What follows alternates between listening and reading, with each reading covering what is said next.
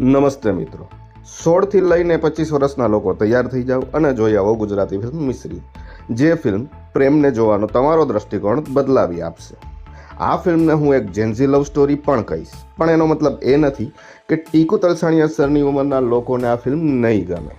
વિસ્તારમાં વાત કરું તો મિસ્રી આશરે 2 કલાક અને 30 મિનિટની ફિલ્મ છે, જે અર્જુન અને પૂજાની એક રોમેન્ટિક જર્ની છે.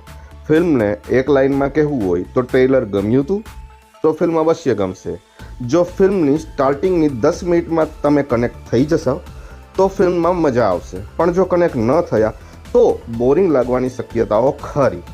સ્પોઇલર વગર વાર્તાની વાત કરવી હોય તો પોએટ્રી ઇન્સ્ટ્રક્ટર પૂજા અને ફોટોગ્રાફર અર્જુન બંને એક ઇવેન્ટમાં મળે છે અને બંનેના વિચારો આમ તદ્દન જુદા હોય છે, પરંતુ ઇવેન્ટમાં કંઈક એવું થાય છે અથવા તો એ રીતના મળે છે કે એ લોકો 3 દિવસ સાથે રહેવાનું વિચારે છે, જ્યાં અર્જુનના કેરેક્ટરને પૂજા સાથે લવ થઈ જાય છે.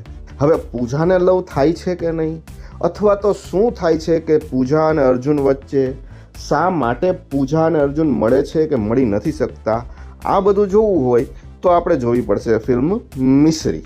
મારા અનુભવની વાત કરું તો ફિલ્મ મેં ધાર્યા કરતાં સારી નીકળી અને ફિલ્મે મને એન્ટરટેન કર્યો. ખાસ કરીને પ્રોડક્શન વેલ્યુ ફિલ્મની બહુ સારી છે અને સિનેમેટોગ્રાફી જોઈને મજા આવી ગઈ. સાથે સાથે સોનુ નિગમનું ગીત ફિલ્મમાં 4 ચાંદ લગાવી દે છે. ફિલ્મમાં બીજીએમ જબરું છે. બધા ગીતો સારા ન કહી શકાય, પણ એટલું તો ગુજરાતી ફિલ્મમાં ચાલે. વાર્તા સારી છે, ટ્વિસ્ટ એન્ડ ટર્ન સારા છે. ફર્સ્ટ હાફમાં વન લાઇનર, લવ, કોમેડી બધું મળી રહેશે. સેકન્ડ હાફ થોડો ફર્સ્ટ હાફ કરતાં નબળો છે, પરંતુ એન્ડિંગમાં પાછા પૈસા વસૂલ થઈ જાય છે. મારા હિસાબથી ગુજરાતી લોકોએ આ લવ સ્ટોરી એકવાર થિયેટરમાં જોઈ નાખવી જોઈએ અને મને ખાસ કરીને કોમેન્ટમાં કહેવું જોઈએ કે એમને આ ફિલ્મ કેવી લાગી.